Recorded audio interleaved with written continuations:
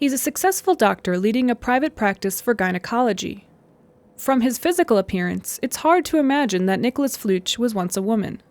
But that's what it says on his passport. And for the authorities, he is still a woman. It would take a lot of red tape to change my passport. I would need to file an application and submit a psychiatric report. I would then have to prove I'm infertile. All those things, I feel, are personal and private. They are not things the state should meddle in. At work, among his colleagues, his transgender identity is not an issue. To his patients, he's Dr. Flütsch. What it says on his passport doesn't bother him in the least.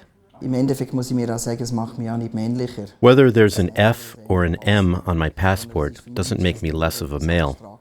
For me, that's just an abstract concept filed in a register. That's a category that the state has assigned me. To help other transsexuals, Niklaus Flütsch holds special consultations. One of his patients is Sabine Hiss. That's not her real name. She wants to remain anonymous as she's worried about possible discrimination. Unlike Niklaus Flütsch, changing her sex officially was very important. She has been registered as a female since 2008. She has also gone to work as a female, but that didn't go down well.